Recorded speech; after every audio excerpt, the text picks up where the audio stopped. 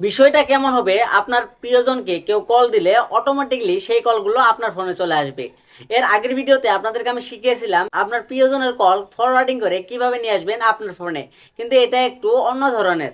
আজকের এই ভিডিওতে শিখাবো যে আপনার প্রেমিকার কল ডাইভার্ট করে কিভাবে নিয়ে আসবেন আপনার ফোনে। দেখেন, আপনি যদি আপনার প্রেমিকার ফোন বা আপনার প্রিয়জনের ফোন যদি কল ফরওয়ার্ডিং করে ফেলছেন, সেই ক্ষেত্রে কিন্তু তাকে যদি কেউ কল দিত সেই কলগুলো কিন্তু আপনার কাছে চলে আসতো, তার ফোনে কিন্তু কল যেত না। সেই ক্ষেত্রে কি করতো, আপনার প্রেমিকা অতি সহজেই কিন্তু বুঝে নিত যে তার কলগুলো হয়তো ফরওয়ার্ডিং হয়ে গেছে, না হলে তার ফোনটা কিন্তু হ্যাক হয়ে গেছে। দেখেন, আপনার প্রিয়জনের কল যদি আপনি ডাইভার্ট করে নিয়ে আসেন আপনার ফোনে, সেই ক্ষেত্রে কিন্তু সে কিন্তু কিছুতেই বুঝতে পারবে না। শুধুমাত্র তার কলগুলো আপনার ফোনে আসবে, আপনি সেখান থেকে রিসিভ করে তার কলগুলো কিন্তু শুনতে পারবেন। প্রথমত বলি যে কল ডাইভার্ট কি আর ডাইভার্ট কিভাবে কাজ করে। দেখেন, আপনি যদি কল ডাইভার্ট করে যদি আপনার ফোন নিয়ে আসেন, সেই ক্ষেত্রে কিন্তু তার কলগুলো কিন্তু আপনি নিজের ফোন থেকে কিন্তু শুনতে পারবে তার কথাগুলি। তো কিভাবে? দেখেন, কল ড্রাইভার হলে ধরেন আপনার প্রেমিকাকে কেউ কল দিল, সে যদি রিসিভ না করে সেই কল কিন্তু অটোমেটিকলি আপনার ফোনে চলে আসবে। সে যদি কল কেটেও দেয় সেই কলও কিন্তু আপনার কাছে চলে আসবে। এটা হচ্ছে যে কল ড্রাইভারের মানে, তার মানে বিষয়টা বুঝতে পারলেন যে তাকে যদি কেউ কল দেয় সেক্ষেত্রে সে যদি রিসিভ না করে তাহলে কল আপনার কাছে চলে আসবে। যদি সে কল কেটে দেয় তাহলে কিন্তু সেই কলগুলো কিন্তু আপনার কাছে চলে আসবে, আর সেখান থেকে সেই কল রিসিভ করে কিন্তু আপনি সকল কথা কিন্তু শুনে নিতে পারবেন। তাহলে চলুন গাইস, দেরি না করে আপনাদেরকে শিখিয়ে দেই যে এটা কিভাবে করবেন। কল ফরওয়ার্ডিং বা কল ডাইভার্ট করার জন্য প্রথমত আপনি আপনার প্রিয়জনের ফোনটা হাতে নিয়ে নেবেন। হাতে নেওয়ার পরে আপনারা সরাসরি চলে যাবেন আপনার প্রেমিকার ফোনের সেটিংসে। তো আমরা কি করব, এখান থেকে আমরা সেটিংসটাকে ওপেন করে নেব। তো আমরা সেটিংস ওপেন করে নিলাম।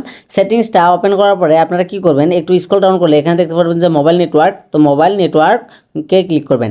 মোবাইল নেটওয়ার্কে ক্লিক করার পরে আপনারা যদি একটু স্ক্রল ডাউন করেন তাহলে এখানে আপনারা দেখতে পারবেন যে কল সেটিংস নামের একটা অপশন। তো কল সেটিংসে চলে যাবেন। কল সেটিংসে চলে যাওয়ার পরে আপনারা কি করবেন, এখানে দেখতে পারবেন যে কোরিয়ার রিলেটেড সেটিংস। আপনারা কি করবেন, এর উপরে একবার ক্লিক করে দেবেন। এর উপরে ক্লিক করে দেওয়ার পরে আপনাদেরকে কিন্তু একটু ওয়েট করতে হবে। তো ওয়েট করে নিলেন। ওয়েট করে নেওয়ার পরে আপনারা এখানে দেখতে পারবেন যে কল ফরওয়ার্ডিং। তো আপনারা কি করবেন, কল ফরওয়ার্ডিংয়ের উপরে একবার ক্লিক করে দেবেন। কল ফরওয়ার্ডিংয়ের উপরে ক্লিক করার পরে আর একটু টাইম কিন্তু আপনাদেরকে ওয়েট করতে হবে। তো আপনারা ওয়েট করবেন। তারপরে আপনারা এখানে দেখতে পারবেন যে অলওয়েজ ফরওয়ার্ড। তো আপনারা কি করবেন, অলওয়েজ ফরওয়ার্ডের উপরে একবার ক্লিক করে দেবেন। ক্লিক করে দেওয়ার পরে আপনারা কি করবেন, এখান থেকে কি করবেন, আপনি আপনার নাম্বারটা দিয়ে দিবেন। যে নাম্বারে আপনি কলগুলো শুনতে চান, আপনার যে ফোনে কলটা শুনতে চান সেই নাম্বারটা এখানে দিয়ে দিবেন। তো আমি আমার নাম্বারে শুনবো, সেক্ষেত্রে কী করব, আমি আমার নাম্বার দিয়ে দেবো। নাম্বার দিয়ে দিলাম। দিয়ে দেওয়ার পর আমরা কী করব, ওকেতে ক্লিক করে দেবো। তো যখন আমরা ওকেতে ক্লিক করার পরে আপনার ভেরিফাই চাইবে, তো আপনারা ভেরিফাই করে দেবেন।